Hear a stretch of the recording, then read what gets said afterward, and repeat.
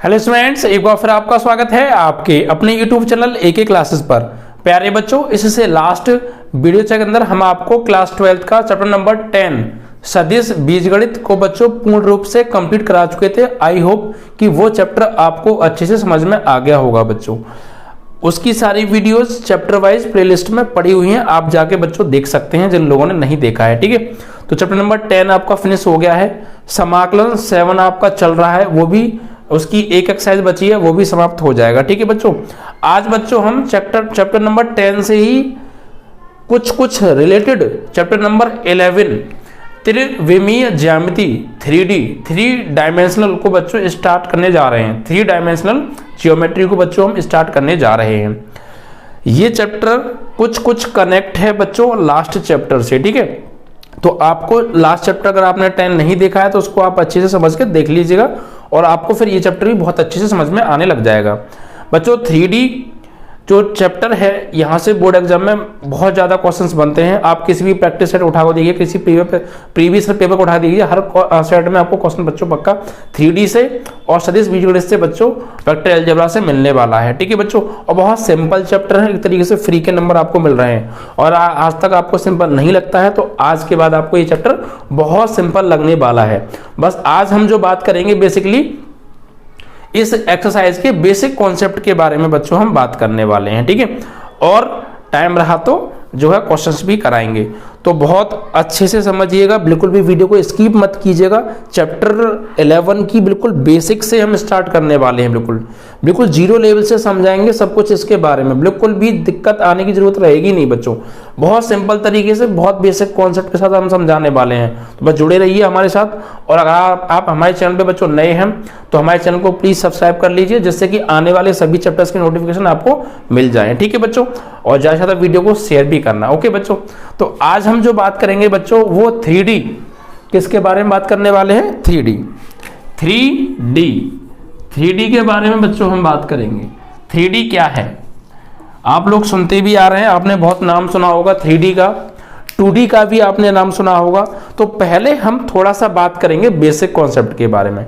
मैंने क्या बताया, बिल्कुल जीरो लेवल से बात करने वाले हैं। तो हम पहले बात करेंगे 3D से पहले थोड़ा सा 2D के बारे में, हल्का सा, थोड़ी सी देर के लिए। ठीक है बच्चों, आपने अभी तक जो पढ़ा है वो 2D पढ़ा है। और एक्चुअली अगर मैं ये बात कहूं कि आपने 3D भी पढ़ लिया तो ये कहना गलत नहीं होगा, क्योंकि क्लास 11th में भी ये 3D नाम से चैप्टर है और आपने वहां पर इसको नहीं पढ़ा होगा। तो कोई दिक्कत लेने की जरूरत नहीं, जिन लोगों ने नहीं पढ़ा है बस वीडियो को पूरा देखिएगा, बिल्कुल हर चीज ऐसे समझाऊंगा कि कभी नहीं पढ़ा फिर भी समझ में आने वाला है। ठीक है, चलिए तो पहले मैं बात करूंगा थोड़ा सा 2D के बारे में। तो ये 3D है, इसको हम बाद में लेंगे, थोड़ा सा पहले हम 2D के बारे में बात करते हैं। 2D होता क्या है बच्चों?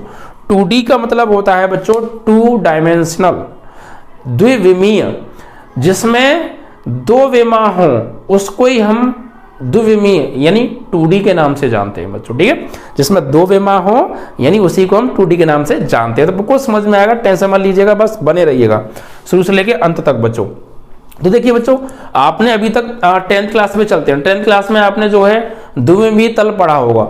आपने ये तो पढ़ा ही होगा कि ये एक्स एक्सिस और ये y axis, x y plane तो पढ़ा होगा, एक्स वाई तल, ये प्रथम चतुर्थांश होता था, ये द्वितीय चतुर्थांश होता था, ये तृतीय और ये चतुर्थ। ठीक है, ये तो आपने प्लेन पढ़ाई होगा, x positive x negative, y positive y negative. ठीक है, तो बस इसी को बच्चों हम 2D के नाम से जानते हैं। यही क्या होता है बच्चों? 2D होता है, यही है बच्चों 2D। कैसे 2D है बच्चों? इस XY प्लेन पर हम जो दर्शाते थे बच्चों, हम उन्हीं वस्तुओं को दर्शा पाते थे जिन वस्तुओं में जो वस्तुएं सिर्फ 2D होती थी। अब यार ये 2D क्या है, 2D क्या होती थी? तो देखिए 2D क्या होता है मैं आपको बताऊं। ऐसी आकृतियां जिसमें सिर्फ 2 विमाएं होती हैं, ऐसी आकृतियां जिसमें सिर्फ 2 विमाएं होती हैं वो द्विविमीय आकृतियां कहलाती हैं। अब 2 विमाएं मतलब कैसे? देखिए, ये एक्स एक्सिस लंबाई और वाई एक्सिस कह सकते हैं हम एक तरीके से चौड़ाई। तो देखिए, जैसे जिस वस्तु की लंबाई होती है और चौड़ाई होती है उसको हम बोलते हैं बच्चों द्विविमीय आकृति। जैसे आयत, अगर मैं बात करूं आयत की, तो आयत जो होता है बच्चों एक द्विविमीय आकृति है, ABCD, ये कोई आयत है। तो इसमें एक तो लंबाई होती है बच्चों और एक चौड़ाई होती है, या चौड़ाई को ही हम बच्चों ऊंचाई के नाम से भी जानते हैं, ठीक है। कभी कभी चौड़ाई को ऊंचाई भी हम कह देते हैं, ठीक है। तो लंबाई और चौड़ाई आप समझ लीजिएगा, ठीक है। तो लंबाई होती है और चौड़ाई होती है, उसी को हम बच्चों बोलते हैं द्विविमीय वाली आकृति। ऐसी वर्ग ले लीजिए, वर्ग की लंबाई होती थी और चौड़ाई होती थी। क्या आपने कभी वर्ग की मोटाई भी देखी है? क्या वर्ग मोटा भी होता है? तो भाई वर्ग मोटा तो हमने नहीं सुना है, आपने भी नहीं सुना होगा। वर्ग मोटा नहीं होता है, वर्ग जो है लंबा होता है और चौड़ा होता है, मोटा नहीं होता है। ऐसी आयत की लंबाई होती है, चौड़ाई होती है, मोटाई आयत की नहीं होती है, ठीक है बच्चों। चतुर्भुज जिसकी लंबाई होती है, चौड़ाई होती है, मोटाई नहीं होती है। तो ऐसी आकृति जिनमें सिर्फ लंबाई और चौड़ाई, यानी एक विमा तो हो गई लंबाई और एक विमा हो गई चौड़ाई। तो लंबाई एक विमा 1D 1 डायमेंशन, चौड़ाई दूसरी विमा 2D 2 डायमेंशन, ठीक है बच्चों। तो जिसमें लंबाई और चौड़ाई होती हैं उन्हीं को हम द्विविमीय आकृति कहते हैं, और उनको हम 2D पर इस XY प्लेन पर दर्शा भी आराम से सकते हैं। सपोज हम ये कहें कि एक बिंदु यहां पर है कुछ, और एक बिंदु यहां पर है कुछ, एक बिंदु यहां पर है कुछ, एक बिंदु यहां पर है कुछ। तो इन बिंदुओं को जब हम मिलाएंगे तो हमें जो फिगर मिलेगा वो एक 2D फिगर मिलेगा, क्योंकि इसकी लंबाई है और चौड़ाई है, मोटाई इसकी नहीं है। तो ऐसी आकृतियां जिनकी सिर्फ लंबाई और चौड़ाई होती है वो क्या होती हैं बच्चों? 2D आकृतियां कहलाती हैं। Is that clear? 2D क्या होता है, ठीक है। अब बात करते हैं 3D के बारे में बच्चों।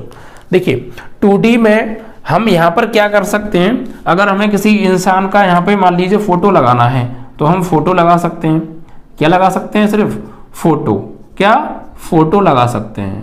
अगर मैं ये कहूँ कि इंसान को ही लगा दो यहाँ पे, तो इंसान को नहीं लगाया जा सकता है। क्यों? क्योंकि इंसान जो है एक 3D शेप का होता है बच्चों। कैसे? देखिए अब 3D के बारे में बात कर लेते हैं। 2D आप समझ गए ना कि 2D क्या होता है? जिसकी सिर्फ लंबाई होती है, चौड़ाई होती है, सिर्फ मोटाई नहीं होती है, उसी को हम द्विविमीय आकृतियां कहते हैं, और उनको हम XY प्लेन जिसे हम 2D के नाम से जानते हैं इन पर दर्शाया जा सकता है। Is that clear? 2D की कहानी खत्म। अब बात करेंगे हम 3D के बारे में। अब हम बात करेंगे बच्चों किसके बारे में? 3D के बारे में। अब आ जाइए 3D पर। तो 3D क्या है बच्चों? देखिए 2D आकृतियों को दर्शाने के लिए तो हमने XY प्लेन पढ़ लिया, क्योंकि इसमें 2 एक्सिस थी, एक X एक्सिस और एक Y एक्सिस। तो द्विविमीय थी तो इसलिए 2 ही एक्सिस थी। द्विविमीय थी, 2D थी, इसलिए इसमें सिर्फ 2 ही विमा थी, X एक्सिस और Y एक्सिस, ठीक है। लेकिन अब हम पढ़ेंगे 3D, तो इसमें बच्चों 3D मतलब 3 डायमेंशन, 3 विमाएं होनी चाहिए। इसमें कितनी विमाएं होनी चाहिए? 3 विमाएं। X एक्सिस Y एक्सिस तो होंगी, इसके साथ एक एक्सिस और आ जाएगी जिसको हम ZX के नाम से जानते हैं, ठीक है बच्चों। किसको? ZX के नाम से। तो त्रिविमीय आकृतियां कौन सी होती हैं बच्चों? वे आकृतियां जिनमें लंबाई चौड़ाई के साथ साथ कुछ मोटाई भी होती है, या मोटाई को हम गहराई भी बोल सकते हैं।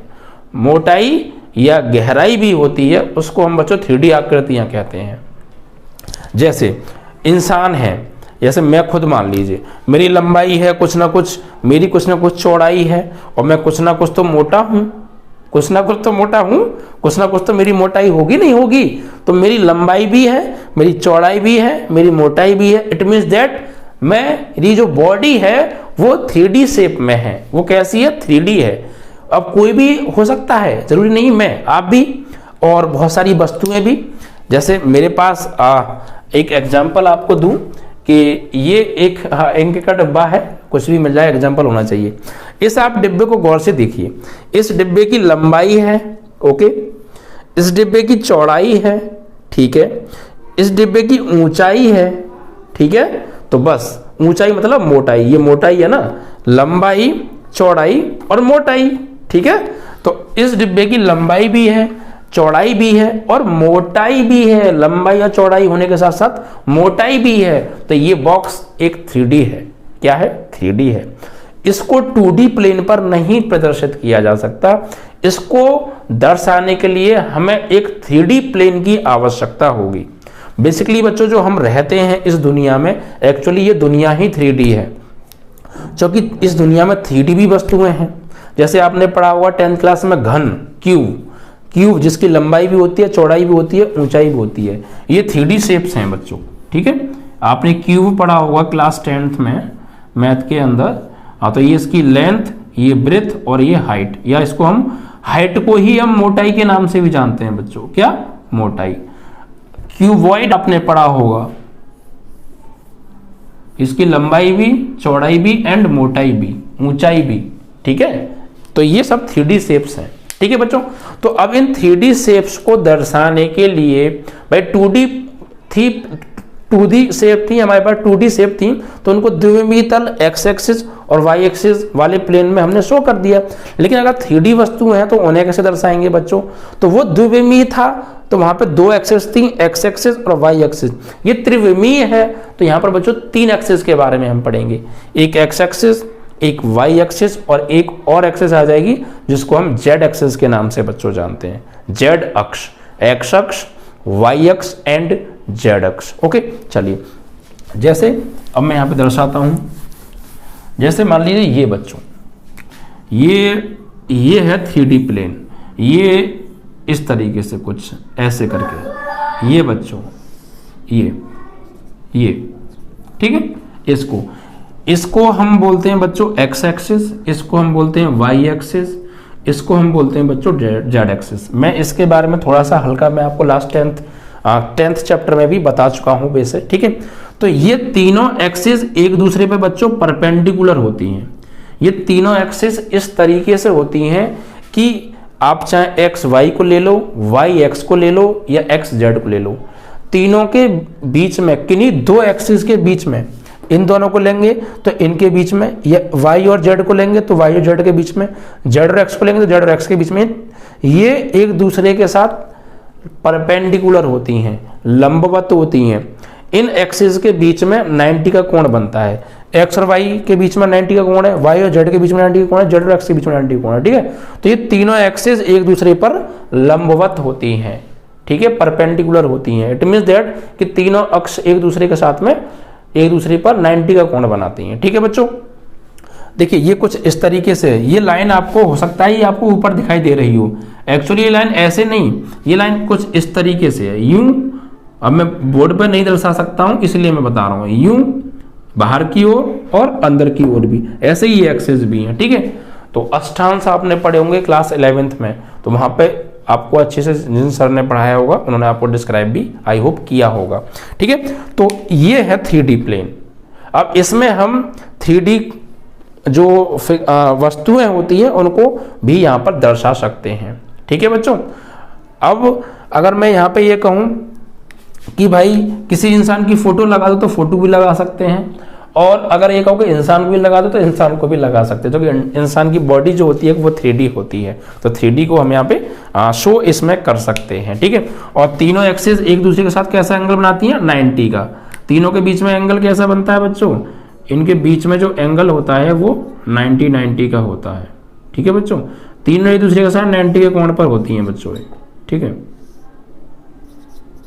तीनों के बीच में 90 का कोण बनता है। ठीक है, इसको एक्स अक्ष, इसको वाई अक्ष, इसको जेड अक्ष के नाम से हम जानते हैं। ओके बच्चों, तो ये है 3D। अब इसी के बारे में हम बेसिकली बात करने वाले हैं बच्चों। ठीक है, तो बेसिकली जो हम यहाँ पे पढ़ेंगे मेनली वो क्या पढ़ेंगे इस 3D के बारे में बच्चों?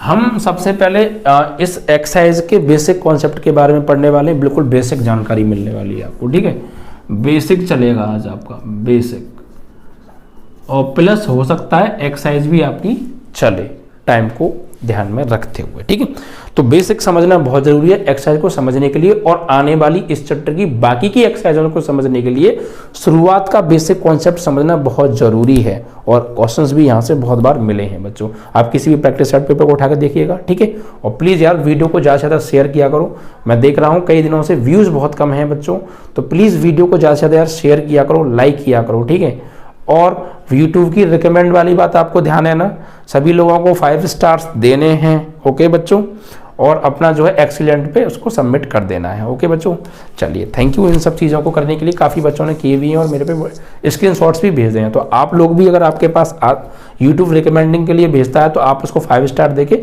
उसका स्क्रीनशॉट मेरे व्हाट्सएप पर भेज सकते हैं, मुझे बहुत अच्छा लगेगा। ठीक है बच्चों, चलिए तो मेनली जो हम बात करने वाले हैं अब यहाँ पर जो पढ़ेंगे बच्चों, किसी लाइन पर किसी लाइन के द्विक अनुपात और द्विक कोसाइन के बारे में बच्चों हम पढ़ेंगे। ठीक है, किसी लाइन L पर कोई लाइन है सपोज हमारे पास, और उस 3D में किसी रेखा के द्विक कोसाइन और द्विक अनुपात के बारे में पढ़ेंगे बच्चों। ठीक है, तो यहां पर मैं लिखता हूं किसी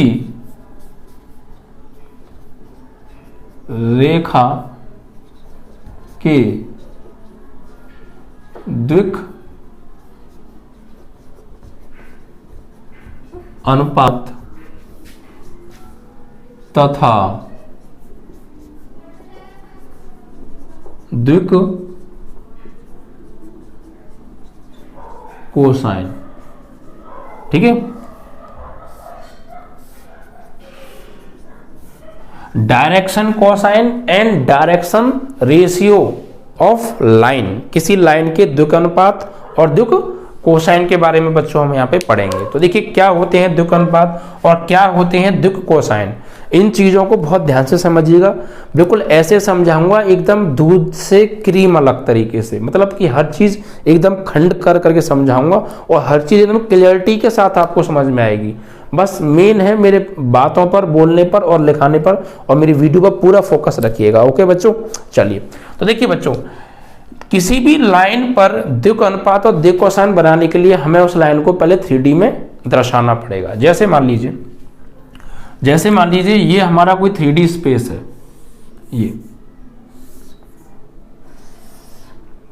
ठीक है, ये Z एक्सिस हो गई, ये आपकी Y एक्सिस हो गई और ये आपकी X एक्सिस हो गई। ठीक है बच्चों, अब मान लीजिए मेरे पास यहाँ पर ये आप जानते हैं ये सब मूल बिंदु होता है। ये क्या होता है? मूल बिंदु, जिसके कोऑर्डिनेट होते हैं 0,0,0। ठीक है, और मेरे पास इस 3D में कोई बच्चों लाइन है, सपोज ये कोई लाइन है और इस लाइन पर ये मेरे पास इस लाइन पर इसके कोऑर्डिनेट हैं x, y, z, x, y, z। ठीक है, ये एक लाइन है और इस लाइन के पर जो बिंदु है, मान लीजिए ये x, y, z है, और माना इस लाइन की जो लंबाई है, इस लाइन की जो लंबाई है उसे मैंने r ले लिया। कितनी लंबाई ले ली मैंने? इसकी लंबाई r ले ली, r मात्रक। ठीक है, कितनी है? r है।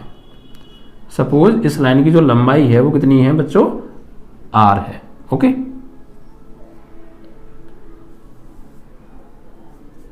इस तरीके से। ठीक है, तो ये मेरे पास कोई लाइन है L और इस लाइन L की जो लंबाई है वो मान लीजिए r मात्रक है, और इस लाइन पर ये कोई इसके कोऑर्डिनेट हैं, बिंदु हैं x, y, z, और ये बिंदु है 0,0,0। तो बच्चों आपने क्लास 11th में पढ़ा होगा 3D में किन्हीं दो बिंदुओं के बीच की दूरी निकालने का फॉर्मूला आपने पढ़ा होगा। अगर दो बिंदु हैं 3D में x1, y1, z1 और x2, y2, z2, तो इनके बीच की डिस्टेंस फाइंड आउट करने का फॉर्मूला आपने पढ़ा होगा अंडर रूट में x1 माइनस x2 का whole square plus y1 minus y2 का whole square plus z1 minus z2 का होल स्क्वायर। ठीक है, तो उसी से अगर हम इसकी लंबाई निकालना चाहें तो निकाल सकते हैं बच्चों। कैसे? देखिए, अगर मैं ये लंबाई इस लाइन की लंबाई निकालना चाहूँ, वैसे तो इसकी लंबाई मैंने क्या मानी है? r मानी है। तो r में बच्चों कैसे निकालूंगा? अंडर रूट में अगर ये मान लूं x1, y1, z1 और ये x2, y2, z2, तो x1 माइनस x2 का whole square, it means that कि 0 माइनस x का होल स्क्वायर, तो 0 माइनस x का होल स्क्वायर करेंगे तो माइनस x बचेगा और माइनस x का square plus x square, it means that कि x1 माइनस x2 ने 0 माइनस x का होल स्क्वायर तो कितना आएगा? x स्क्वायर, 0 माइनस y का whole square, it means that कि y स्क्वायर, 0 माइनस z का whole square, it means that कि z स्क्वायर। ठीक है, तो एक तरीके से ये r क्या मानी थी हमने? इस 3D स्पेस में इस लाइन की लंबाई r मानी थी, और एक तरीके से हम और निकाल सकते हैं इसकी लंबाई। कैसे? कि इसके शीर्षों के निर्देशांक हमें पता है, कोऑर्डिनेट ऑफ वर्टेक्स हमें पता है बच्चों, तो इनके वर्टेक्स से हम x1 minus x2 whole square plus y1 minus y2 whole square plus z1 minus z2 का होल स्क्वायर रूट के अंदर से भी निकाल सकते हैं। तो ये भी एक तरीके से इसकी लंबाई निकल आई और r भी एक इसकी लंबाई, एक तरीके से हमने r लंबाई तो ही मानी है, तो दोनों लंबाई किसकी है, इस लाइन की है। ठीक है, तो r बराबर ये हो जाएगा x square plus y square plus z square. ठीक है, ठीक है, तो इसकी लंबाई हमने निकाल ली फॉर्मूले से।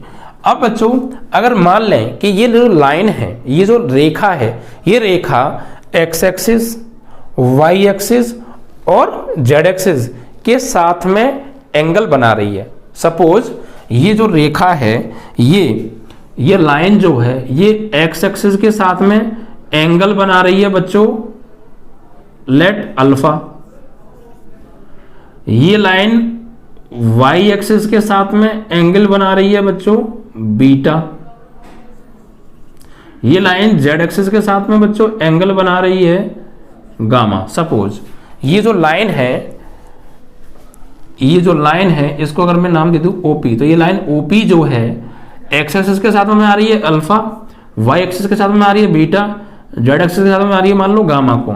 तो इस लाइन द्वारा एक्स अक्ष, वाई अक्ष और जेड अक्ष के साथ जो कोण बनाया है, उन कोणों की अगर हम कॉस वैल्यू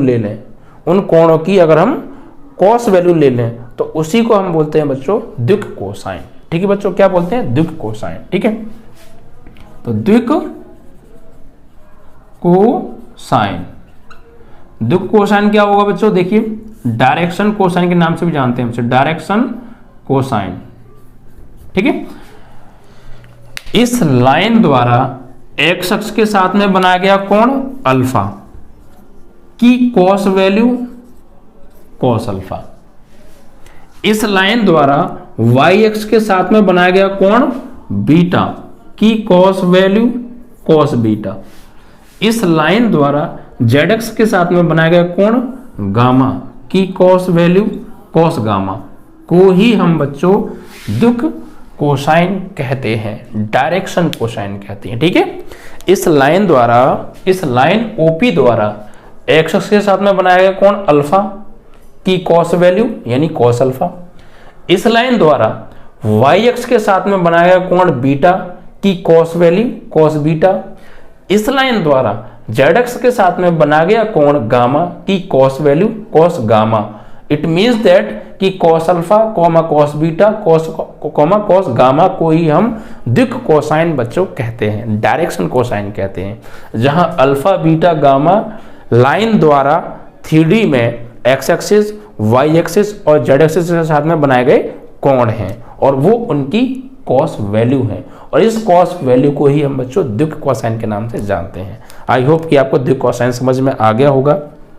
इट मीन्स कि डायरेक्शन कोसाइन होता क्या है। ठीक है, इस लाइन द्वारा 3D में किसी भी लाइन द्वारा एक्स अक्ष, वाई अक्ष और जेड अक्ष द्वारा जेड अक्ष पर बनाए गए कोणों की कॉस वैल्यू को ही हम बच्चों द्विक कोसाइन कहते हैं, जिन्हें हम cos alpha, cos beta, cos gamma से भी लिख देते हैं। ओके बच्चों, चलिए, तो ये थे बच्चों द्विक कोसाइन। अब बात करें द्विक कोज्या की। द्विक कोसाइन और द्विक कोज्या एक ही बात है। अब हम बात करें बच्चों द्विक अनुपात की, डायरेक्शन रेशियोज के बारे में हम बच्चों बात करेंगे। ठीक है, क्योंकि हम बेसिकली यहाँ पे द्विक अनुपात यानी द्विक डायरेक्शन रेशियो और द्विक कोसाइन यानी द्विक कोज्या एक ही बात है बच्चों। द्विक कोज्या बोल दो या द्विक कोसाइन बोल दो के बारे में हम बच्चों बात कर रहे हैं। तो द्विक कोसाइन तो हम पढ़ लिए हैं, अब द्विक अनुपात की बात करते हैं बच्चों। सपोज मैंने आपको लास्ट चैप्टर में पढ़ाया था बच्चों प्रक्षेप के बारे में। किसी सदिश का किसी लाइन पर प्रक्षेप, किसी सदिश का किसी लाइन पर प्रक्षेप यानी परछाई। तो यहां पर अगर हम बच्चों यहां से इस लाइन से इन एक्सिस पर प्रक्षेप निकालें बच्चों, मान लीजिए ये हमने इस पर लंब डाल दिया। ठीक है, तो यहां पर जो प्रक्षेप निकल के आएगा इस लाइन द्वारा एक्स अक्ष, वाई अक्ष और जेड अक्ष पर जो प्रक्षेप होगा वो क्या होगा बच्चों, इस लाइन द्वारा लाइन ओपी द्वारा एक्स अक्ष पर जो प्रक्षेप होगा मान लीजिए वो एक्स, वाई अक्ष पर जो प्रक्षेप होगा प्रोजेक्शन होगा वो वाई, और जेड अक्ष पर जो प्रक्षेप होगा वो जेड। ठीक है, तो इस लाइन द्वारा एक्स अक्ष, वाई अक्ष और जेड अक्ष पर क्रमशः जो प्रक्षेप होगा वह एक्स, वाई, जेड होगा और इन्हीं को हम बच्चों बोलते हैं द्विक अनुपात, डायरेक्शन रेशियो, डायरेक्शन रेशियो। ठीक है बच्चों, यानी इस लाइन एल द्वारा एक्स एक्सिस, वाई एक्सिस और जेड एक्सिस पर जो प्रक्षेप निकल के आएगा, जो प्रोजेक्शन निकल के आएगा, उसी को ही हम एक्स, वाई, जेड से लिखेंगे और इन्हीं को हम बोलते हैं बच्चों द्विक कोसाइन। Is that clear? तो द्विक अनुपात आप समझ गए, इस लाइन द्वारा एक्स एक्सिस, वाई एक्सिस और जेड एक्सिस के साथ में बनाए गए कोणों की कॉस वैल्यू को ही हम बच्चों द्विक कोसाइन कहते हैं। और इस लाइन द्वारा एक्स अक्ष, वाई एक्स और जेड एक्सिस पर जो प्रक्षेप निकल के आएगा उसे हम एक्स, वाई, जेड से लिखेंगे और इन्हीं को हम बच्चों द्विक अनुपात के नाम से जानते हैं। ठीक है बच्चों, अब यहां से एक रिलेशन निकल के आएगा बच्चों द्विक कोसाइन में। ठीक है, द्विक कोसाइनों में संबंध, द्विक कोसाइन में संबंध, संबंध क्या होता है बच्चों द्विक कोसाइनों में? देखिए उसको समझिए आप, द्विक कोसाइनों में संबंध। तो देखिए बच्चों, हमने आपको बताया भी था, पहले भी मैं बता चुका हूं। जैसे यहां से बच्चों कॉस अल्फा बराबर, तो बच्चों ये जो अल्फा कोण है, ये जो अल्फा कोण है किस अक्ष पे बना है? तो ये जो अल्फा कोण है इस लाइन द्वारा एक्स अक्ष पे बना है। किस पे बना है? एक्स अक्ष पर। तो एक्स अक्ष पे बना है तो एक्स, और अपॉन जिस लाइन से बना है उस लाइन की लंबाई कितनी है कि आर है। तो कॉस अल्फा बराबर होगा x upon r. Cos alpha बराबर ये जो अल्फा कोण है एक्स अक्ष पे बना है तो एक्स अक्ष और बटे उस लाइन की लंबाई जिसके द्वारा बना है उसकी लंबाई आर है तो बटे आर। इट मीन्स दैट कि cos alpha is equal to x upon r. ऐसे ही कॉस बीटा बराबर होता है बच्चों कॉस बीटा बराबर, तो ये जो बीटा एंगल बनाया है इस लाइन ने ये वाई एक्सिस पर बनाया है तो वाई एक्सिस अपॉन इस लाइन की लंबाई आर। कॉस गामा, जो गामा एंगल बनाया है वो जेड एक्सिस पर बनाया है और अपॉन इस लाइन की लंबाई जिससे बनाया है आर। तो कॉस अल्फा बराबर x upon r, cos beta बराबर y upon r and cos gamma बराबर जेड अपॉन आर। ठीक है बच्चों, अब यहां से एक रिलेशन बच्चों हमने आपको पढ़ाया भी था, पहले भी हम बता चुके हैं। क्या होता है देखिए ये कि cos square alpha plus cos square beta plus cos square gamma बराबर एक रिलेशन, एक वैल्यू निकल के आती है बच्चों। वो क्या आती है आइए देखिए कॉस स्क्वायर अल्फा, तो कॉस अल्फा की वैल्यू क्या है बच्चों एक्स अपॉन आर, तो एक्स अपॉन आर का स्क्वायर प्लस कॉस बीटा की वैल्यू क्या है बच्चों वाई अपॉन आर का स्क्वायर, कॉस गामा की वैल्यू क्या है बच्चों जेड अपॉन आर का होल स्क्वायर। ठीक है, तो हम इसको अलग अलग स्क्वायर करेंगे तो x square upon r square, y square upon r square, z square upon r square. ठीक है, अब यहाँ पर अगर हम एलसीएम लें बच्चों तो एलसीएम क्या आएगा r square r square r square, यानी एलसीएम आएगा बच्चों आर स्क्वायर। ठीक है, तो ऊपर क्या बचा x square plus y square plus z square. ठीक है, और आर की वैल्यू क्या है बच्चों ऊपर देखिए आर की वैल्यू क्या है अंडर में x square plus y square plus z square, तो हम आर की जगह पर लगा सकते हैं। इट मीन्स कि यहाँ पर ऊपर क्या है x square plus y square plus z square और बटे में अंडर रूट में x square plus y square plus z square और का होल स्क्वायर, स्क्वायर से रूट कट गया तो फाइनली बचा क्या बच्चों x square plus y square plus z square और नीचे भी x square plus y square plus z square और इससे बच्चों ये कट गया one time. It means that कि एक रिलेशन होता है द्विक कोसाइंस में, क्या होता है कि cos square alpha plus cos square beta plus cos square gamma बराबर वन। ठीक है बच्चों, तो इसको आप जरूर याद रखिएगा। ठीक है बच्चों, मैं यहाँ लिख देता हूँ यहाँ के बाद कि cos square alpha plus cos square beta plus cos square gamma बराबर वन। ठीक है बच्चों, cos square alpha plus cos square beta plus cos square gamma is equal to क्या होता है बच्चों वन होता है। ठीक है, ये आपको पता होनी चाहिए। और बच्चों हम इसको ये जो कॉस अल्फा हैं इनको हम बच्चों एल से भी लिखते हैं, कॉस बीटा को हम बच्चों एम से भी लिखते हैं, कॉस गामा को बच्चों हम एन से भी लिखते हैं, एल एम एन। यानी द्विक कोसाइन को हम cos alpha, cos beta, cos gamma या एल एम एन से भी रिप्रेजेंट करते हैं। यानी हम यहाँ ये भी कह सकते हैं कि l square plus m square plus n square बराबर 1। तो ये भी ठीक है, ये भी ठीक है, एक ही बात है बच्चों, ठीक है। तो cos square alpha plus cos square beta plus cos square gamma बराबर क्या होता है, 1 होता है। ये आपको याद करना है फॉर्मूला, ठीक है बच्चों। द्विक कोसाइंस में रिलेशन क्या होता है, cos square alpha plus cos square beta plus cos square gamma बराबर 1, या इसको हम l square plus m square plus n square बराबर 1 भी कह सकते हैं, क्योंकि एल एम एन जो होते हैं ये भी द्विक कोसाइन ही होते हैं, डायरेक्शंस कोसाइन ही होते हैं बच्चों, ठीक है।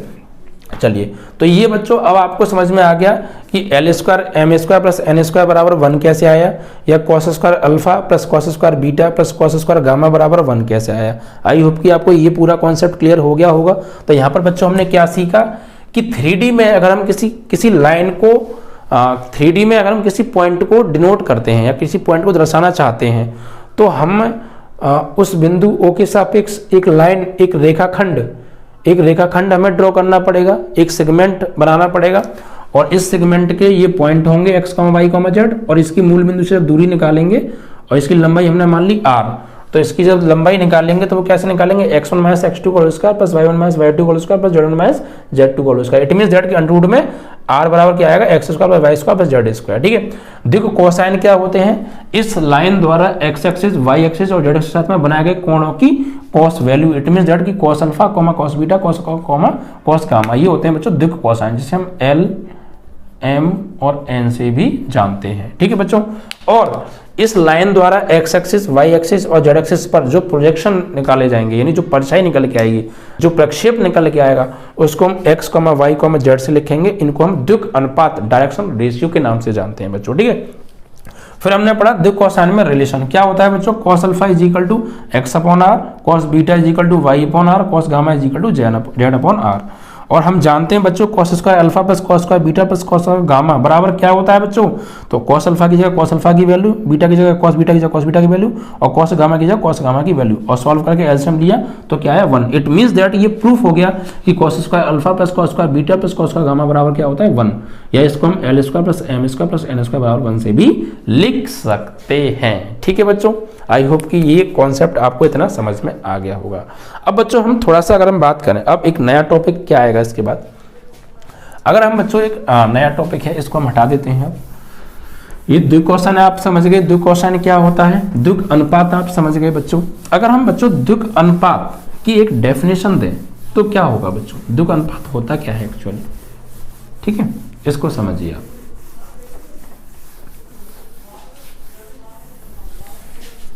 ठीक है, अगर हम द्विक अनुपात की एक प्रॉपरली डेफिनेशन दें तो बच्चों होता क्या है,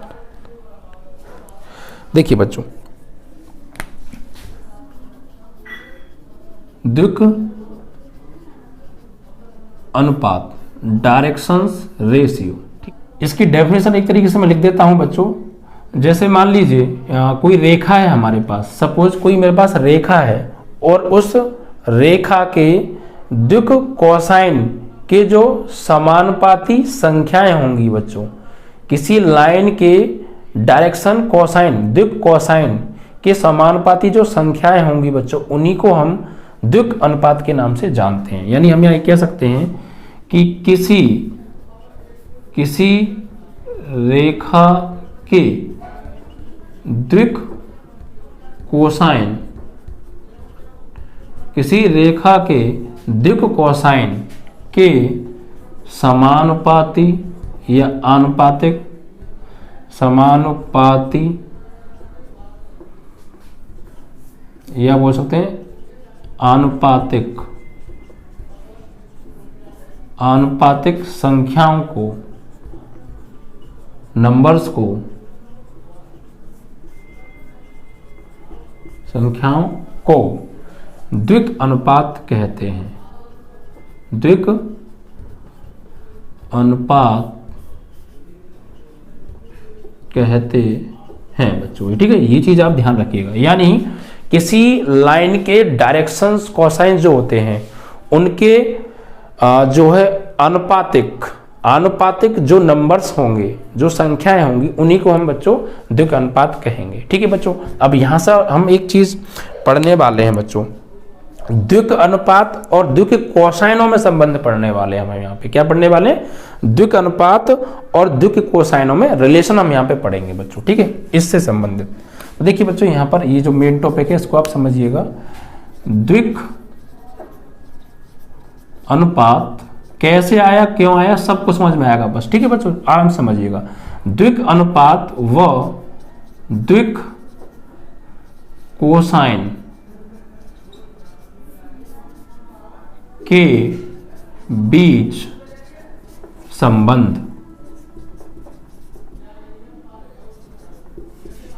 ठीक है बच्चों, relation between direction cosine and direction ratios. ठीक है, तो देखिए बच्चों, सपोज माना, यहां मान लेते हैं, माना A, B, C द्विक अनुपात, माना A, B, C द्विक अनुपात तथा L, M, N द्विक कोसाइन है किसी रेखा L पर, किसी रेखा L पर। ठीक है, let A, B, C any directions ratio on line n direction cosine L, M, N, यानी किसी रेखा L पर A, B, C द्विक अनुपात हैं और L, M, N द्विक कोसाइन है। तो बच्चों इनके बीच में जो रिलेशन बनेगा वो क्या बनेगा? देखिए बच्चों, यहां पर आप इसको ध्यान से समझिएगा बच्चों। तो मैंने आपको यहां पर इसकी एक डेफिनेशन लिखाई थी बच्चों अभी, द्विक अनुपात की। क्या?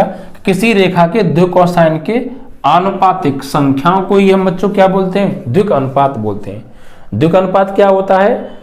द्विक कोसाइन के समानुपाती यानी आनुपातिक जो संख्याएं होंगी, आनुपातिक, इट मींस दैट कि उनका अनुपात, यानी कि द्विक कोसाइन L और संख्या मान लीजिए समानुपात जो लिखेंगे वो A, यानी द्विक कोसाइन और द्विक अनुपात कैसे हैं आपस में? आनुपातिक हैं। आनुपातिक मतलब अनुपात। L अपॉन A क्या है? L अनुपात A लिख दो या L अपॉन A लिख दो, बात एक ही है। L अनुपात A लिख दो या L अपॉन A लिख दो, बात एक ही है। ठीक है बच्चों, तो कॉस यहां से क्या बनेगा? L upon A, L upon A comma M upon B comma N upon C, ये L upon A comma M upon B comma N upon C बराबर हमने मान लिया कोई K, माना आनुपातिक नियतांक, आनुपातिक नियतांक। ठीक है, L अपॉन A, भाई द्विक अनुपात क्या होता है? द्विक कोसाइन और द्विक अनुपात के आनुपातिक संख्याओं को, यानी हमने मान लिया कि A, B, C कोई द्विक अनुपात है और LMN द्विक कोसाइन है। तो ये आपस में कैसे होते हैं? द्विक अनुपात और द्विक कोसाइन क्या होते हैं? आनुपातिक होते हैं आपस में। कैसे होते हैं? प्रोपोर्शनल होते हैं। इट मीन्स दैट कि L upon A, M upon B, N upon C बराबर हमने K मान लिया कोई आनुपातिक नियतांक है।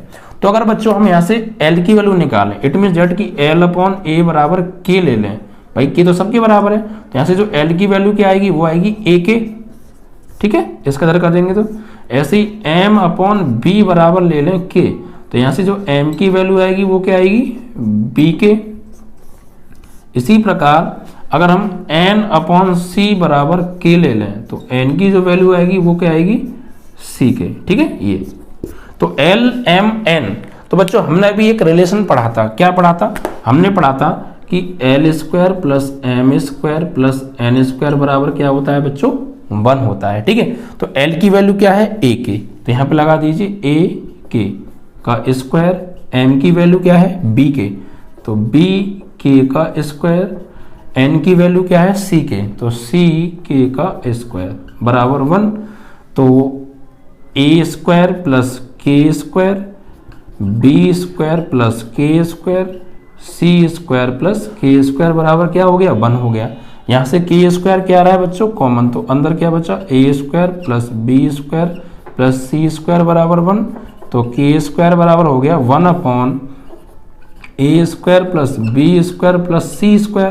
तो यहाँ से बच्चों के की वैल्यू निकालेंगे, तो के की वैल्यू तो क्या निकल के आएगी, देखिए यहाँ से के की वैल्यू, तो स्क्वायर हो जाएगा तो plus minus 1 upon in under root a square plus b square plus c square. ठीक है बच्चों, a square plus b square plus c square आएगा। ठीक है, तो के की वैल्यू क्या आ गई, प्लस माइनस। अब ये प्लस माइनस क्यों आ रहा है बच्चों, तो देखिए आपने 3D मैंने अभी आपको बताया था, तो 3D में एक्चुअली ये इस तरीके से जो होती हैं एक्सिस, तो ये एक्सिस सिर्फ आपको ऊपर लग रही है, एक्चुअली ऊपर नहीं, ये एक्सिस कुछ ऐसे है, ये ऐसे इधर और इसके पार, मान लीजिए इस बोर्ड के अंदर पार उधर की साइड भी, यानी अगर मैं ये कहूं कि ये वाई एक्सिस, ये एक्स एक्सिस, ये वाई एक्सिस, ये एक्स एक्सिस, तो जो जेड एक्सिस है वो ऐसे आर पार है, तो इधर पॉजिटिव और इधर नेगेटिव, इसलिए पॉजिटिव नेगेटिव साइन आ रहा है।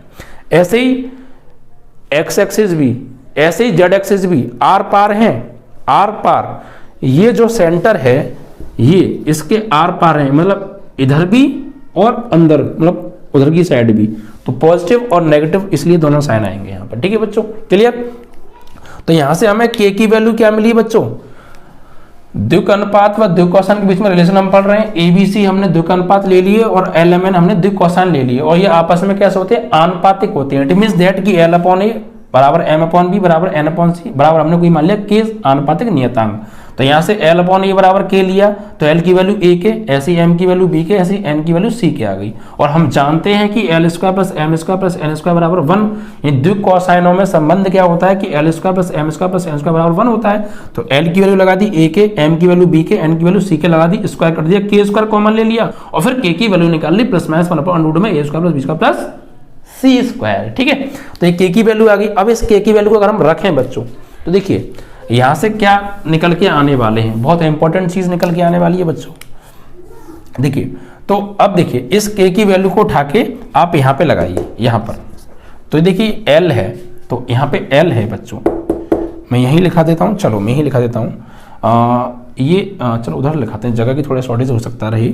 तो ये एल है, तो एल बराबर ए, एल बराबर क्या है, ए है, एल बराबर ए, तो एल बराबर ए अपॉन के की वैल्यू क्या है बच्चों, 1 अपॉन अंडर में a square plus b square plus c square. तो यहाँ ए की जगह लगाएंगे ए और के की जगह लगाने वाले हैं ये वाली वैल्यू, तो ये वाली वैल्यू जब यहाँ पे लगाएंगे तो क्या हो जाएगा, अंडर रूट में a square plus b square plus c square plus minus. ठीक है, ऐसे ही के की वैल्यू लगाइए आप यहाँ पे, तो एम बराबर बी अपॉन, तो एम बराबर बी अपॉन अंडर रूट में a square plus b square plus c square plus minus. ऐसे ही एन बराबर सी अपॉन अंडर रूट में ये वैल्यू लगाएंगे, के की जगह के की वैल्यू, यहाँ पर के की जगह के की वैल्यू, तो सी अपॉन अंडर रूट में a square plus b square plus c square and plus minus ये। तो इन्हीं को बच्चों बोलते हैं एल और ए में, एल और एबीसी में, एल एम एन और एबीसी में रिलेशन। यानी कि अगर हमें बच्चों ये फॉर्मूला आ गया एक तरीके से, क्या आ गया ये फॉर्मूला, हम एल की जगह पर क्या लिख सकते हैं, कॉस अल्फा भी लिख सकते हैं, कॉस अल्फा बराबर एक ही बात है बच्चों, कॉस बीटा बराबर, क्योंकि मैंने कहा था एल और एम एक ही बात है, एल और एम एक ही, वो एल और एम नहीं, कॉस अल्फा एल एक ही बात है, और कॉस बीटा और एम एक ही बात है। ठीक है, आप इसे ऐसे भी लिख सकते हैं, कॉस गामा बराबर एन बराबर plus minus c upon a square plus b square plus c square. तो ये बच्चों क्या रिलेशन निकल के आया। अगर हमें सवाल में आएंगे बच्चों, सवाल कैसे पूछेगा, अगर हमें द्विक अनुपात दे रखे हैं, मान लीजिए ए बी सी द्विक अनुपात दिए हैं, और द्विक अनुपात दिए हों और द्विक कोसाइन अगर हमसे पूछे हों तो हम इनका यूज करने वाले हैं। भाई ए बी सी क्या है, द्विक अनुपात, हमें द्विक अनुपात दे दिए और कहें कि द्विक कोसाइन, डायरेक्शन कोसाइन निकालिए, तो फिर हम ये वाला फॉर्मूला यूज करेंगे, एल बराबर कॉस अल्फा बराबर plus minus a upon under में a square plus b square plus c square, जहां ए बी सी क्या है, द्विक अनुपात, और कॉस अल्फा क्या है, द्विक कोसाइन है। ऐसी कॉस बीटा बराबर एम बराबर plus minus b upon under में a square b square plus c square, cos gamma बराबर या एन बराबर plus minus c upon under में a square plus b square plus c square. ठीक है, तो इस तरीके से ये हमें कब काम आएंगे, कब आएंगे, जब हमें द्विक अनुपात दिए हों और द्विक कोसाइन पूछे हों। ठीक है, तो हम आराम से निकाल सकते हैं, ध्यान समझिएगा, द्विक अनुपात दिए हों और द्विक कोसाइन निकालने हो तो इन फॉर्मूलों का हम यूज करने वाले हैं। Is that clear? I hope कि आपको ये वाली बात भी अच्छे से क्लियर हो गई होगी। ठीक है बच्चों, अब एक टॉपिक और अभी है आपका, उसको समझते हैं। आई होप कि आपको समझ में आ गया होगा। ठीक है, यहां से क्लियर हो गया ना सारी बातें। चलिए अब बच्चों हम एक और अभी कॉन्सेप्ट बचता है, उसको अच्छे से समझेंगे तो अभी तक का आपको आई होप की सारी चीज़ें बहुत अच्छे से क्लियर हुई होंगी। बस अगर हल्की सी भी दिक्कत आई हो तो वीडियो को रिपीट करने में बिल्कुल मत झिझकिएगा, रिपीट करके तुरंत दोबारा समझिएगा क्या बताएं, आपको हर चीज़ क्लियर हो जाएगी। भाई यहाँ पर ऑनलाइन स्टडी में बस यही फ़ायदा है क्या, कि सबसे मेन चीज़ तो ये है बच्चों कि आपका टाइम बर्बाद नहीं होता। आप कहीं भी ऑफलाइन पढ़ने जाएंगे, आएंगे जाएंगे, कहीं आधा घंटा कहीं 1 घंटा आने जाने में लगता है। ठीक है, प्लस वहाँ 10-15 मिनट बातों में लगती हैं। ओके, फिर प्लस जो है आप वहाँ पर फोकस इतना नहीं कर पाएंगे, लेकिन यहाँ पर हम इतना अच्छे से अच्छा पढ़ाने की आपको कोशिश कर रहे हैं कि भाई डाउट तो कोई बचेगा ही नहीं, कुछ चीज़ बचेगी नहीं, आपको सब कुछ क्लियर हो जाएगा। और सबसे पहले जहाँ चाहो वहाँ मन करे वहाँ बैठ के पढ़ो, रजाई में बैठ के पढ़ो, रजाई के अंदर बैठ के पढ़ो या कोने में बैठ के पढ़ो, जहाँ मन करे तब पढ़ो, और जब मन करे तब पढ़ो। रात को 3 बजे पढ़ो, 12 बजे पढ़ो, 1 बजे पढ़ो। ऑफलाइन में जो टाइम है वहाँ पहुँचना पड़ेगा आपको। वरना नहीं, यहाँ पर छुट्टी हो गई आपको, आज नहीं पढ़ पाए कल देख लीजिए। ये थोड़ी कि ऑफलाइन बैचेस थोड़ी चल रहे हैं कि सब लेक्चर निकल गया साल का, आप तो नहीं रिपीट करेंगे, तो वो चीज़ नहीं रहती है। इसलिए ये चीज़ सबसे बेस्ट है बच्चों। अब बच्चों हम जो पढ़ने वाले हैं एक नया टॉपिक, वो क्या है बच्चों, किस 3D में अगर हमें कोई 2 पॉइंट दे रखे हैं और उन दोनों पॉइंटों को मिलाने वाले रेखाखंड के, 3D में 2 बिंदुओं को मिलाने वाले रेखाखंड के द्विक अनुपात हम कैसे निकालेंगे उसको समझिए। ठीक है,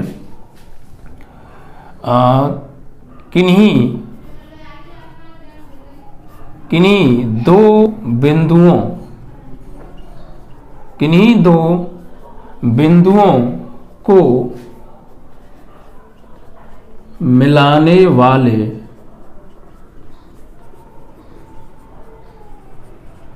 रेखाखंड, किन्हीं 2 बिंदुओं को मिलाने वाले रेखाखंड के द्विक अनुपात, direction ratio joining 2 points in 3D।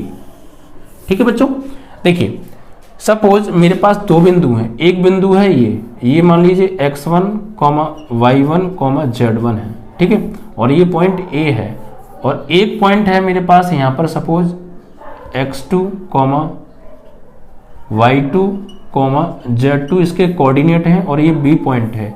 और जब मैं A और B को जब मिलाऊंगा तो ये AB एक रेखाखंड बन जाएगा। क्या बन जाएगा? AB एक रेखाखंड बन जाएगा। तो इस रेखाखंड के द्विक अनुपात हम कैसे निकालेंगे वो ध्यान से समझिएगा। ठीक है बच्चों, तो द्विक अनुपात हम निकाल रहे हैं। क्या निकाल रहे हैं? जब हमें 3D में कोई 2 पॉइंट दे रखे हों और उन 2 पॉइंटों को मीट करने वाले सेगमेंट के हमें डायरेक्शंस रेशियो निकालने हो तो हम कैसे निकालेंगे? तो वो हम निकालेंगे A बराबर AB रेखाखंड के हमें द्विक अनुपात निकालने हैं, AB रेखाखंड के जिसके कोऑर्डिनेट x1, y1, z1 और x2, y2, z2 है। तो क्या निकालेंगे? A बराबर x2 माइनस x1, B बराबर y2 माइनस y1, C बराबर z2 minus z1, Z2 minus Z1। ठीक है बच्चों, तो इस तरीके से आप निकालेंगे। ये क्या आ गए, द्विक अनुपात आ गए। किसके द्विक अनुपात आ गए, 3D में कहीं पर भी कोई दो पॉइंट हैं उनको मिलाने वाले रेखाखंड के द्विक अनुपात आ गए। अगर हमें द्विक अनुपात पता है तो अब हम द्विक कोसाइन आसानी से निकाल सकते हैं। ठीक है, तो ये तो क्लियर है ना कि 3D में अगर कोई दो पॉइंट हैं, अगर हमें कोई पॉइंट दे रखे हैं तो उन पॉइंटों से द्विक अनुपात हम कैसे निकालते हैं। अगर हमें कोई दो पॉइंट दे रखे हो 3D में, दो का कितने भी पॉइंट दे रखे हो 3D में, अगर हम वहां पर उनके द्विक अनुपात निकालें तो कैसे निकालेंगे, x2 minus x1, y2 minus y1, z2 minus z1, ABC। ये क्या आ गए, द्विक अनुपात। अब अभी मैंने पढ़ाया था, अगर हमें द्विक अनुपात दिए हों तो हम द्विक कोसाइन कैसे निकालेंगे, तो ऐसे द्विक कोसाइन भी निकाल सकते हैं। अगर हमें बिंदु दे रखे हैं 3D में तो उन दो बिंदुओं से द्विक अनुपात निकाल सकते हैं और फिर उन द्विक अनुपातों से द्विक कोसाइन भी निकाल सकते हैं। कैसे, देखिए अभी मैंने आपको बताया था कॉस अल्फा बराबर होता है plus minus a upon under root में a square plus b square plus c square. तो a की वैल्यू क्या है प्यारे, ये रही x2 minus x1 under root में x2 माइनस x1 का whole square, y2 minus y1 का whole square, z2 minus z1 का होल स्क्वायर। इसी प्रकार द्विक कोसाइन निकाल रहे हैं अभी, द्विक कोसाइन। ठीक है, तो समझ में आया, ये सारी चीजें काम आने वाली हैं। बिंदु दिए हों तो द्विक अनुपात कैसे निकालेंगे और फिर द्विक अनुपातों से द्विक कोसाइन कैसे निकालेंगे वो समझिए। ऐसे कॉस बीटा बराबर plus minus b upon under root में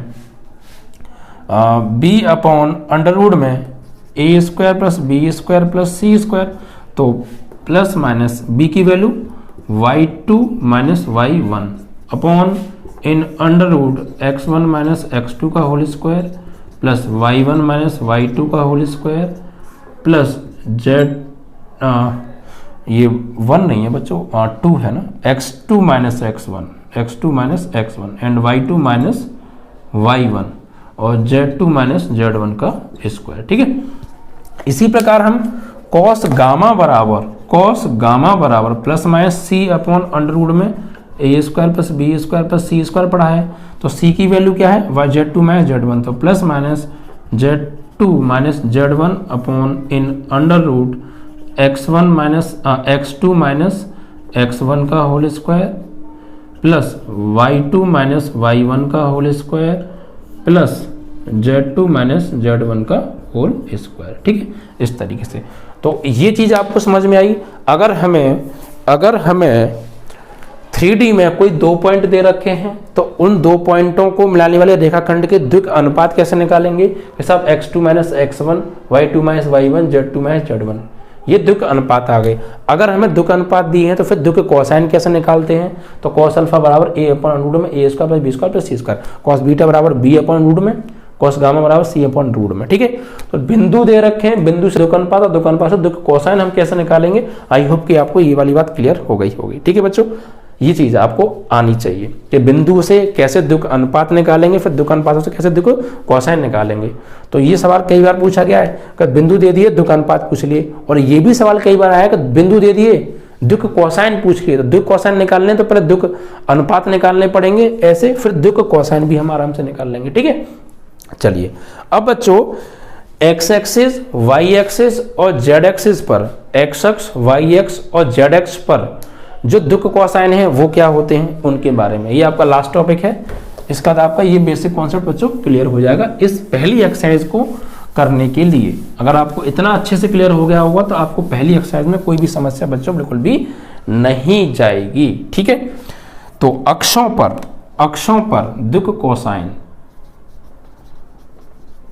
अक्षों पर द्विक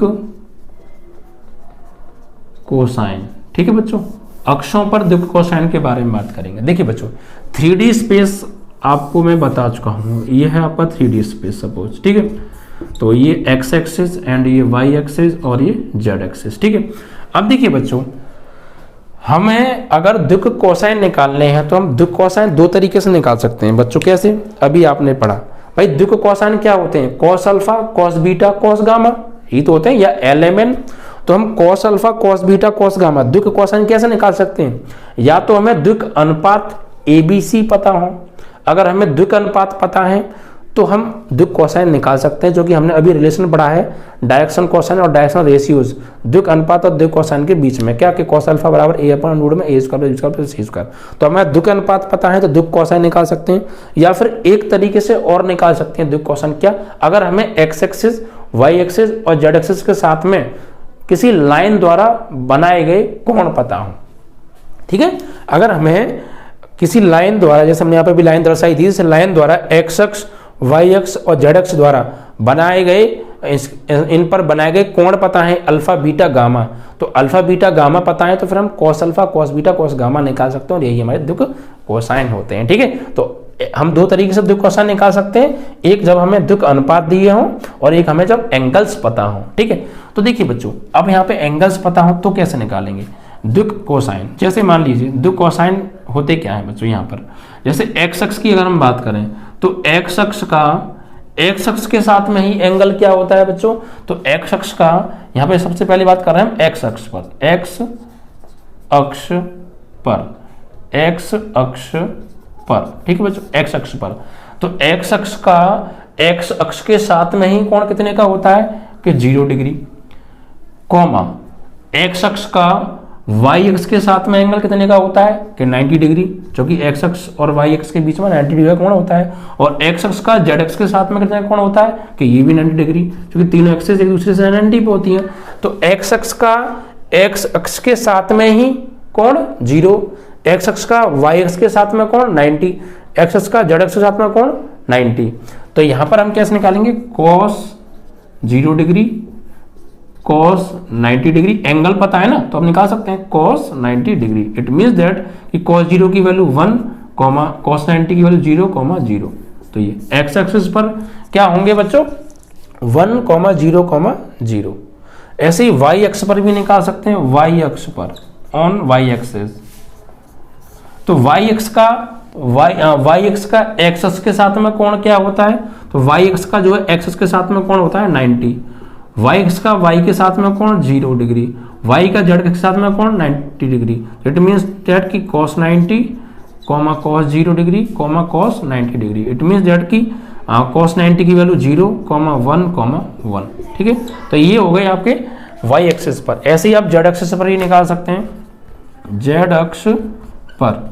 तो जेड अक्ष का एक्स अक्ष के साथ में कोण 90, जेड अक्ष का वाई अक्ष के साथ में कोण 90 और जेड अक्ष का जेड अक्ष के साथ में ही कोण खुद के साथ में 0 डिग्री। इट मींस दैट की cos 90, cos 0 डिग्री। तो cos 90 की 0, 0, 1। तो ये आ गए बच्चों एक्स एक्सिस, वाई एक्सिस और जेड एक्सिस साथ में उनके दो कोसाइन पॉइंट्स, ठीक है बच्चों।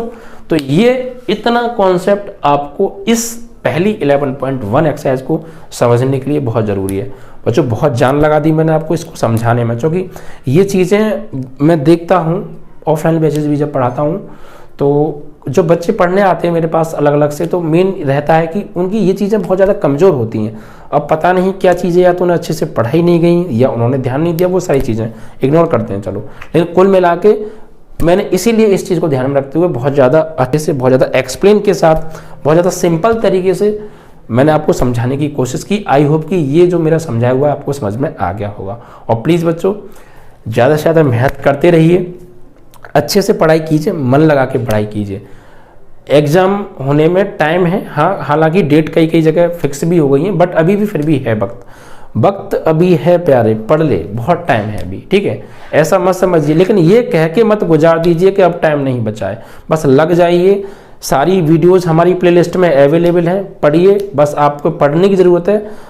सब कुछ आपके लिए हमने दे रखा है, ठीक है बच्चों। इंपॉर्टेंट क्वेश्चन की सीरीज भी दे रखी है, उसको भी करिए। और इसके साथ में वीडियो को शेयर जरूर किया करो ज़्यादा से ज़्यादा, और लिंक सहित यार स्टेटस पे लगा दिया करो। 2 मिनट लगती हैं, बहुत बच्चे लगाते हैं, उनके लिए दिल से थैंक्स। ऐसे ही हमें सपोर्ट करते रहें और हम भी आपके लिए बच्चों मेहनत करते रहेंगे। जय हिंद, जय भारत।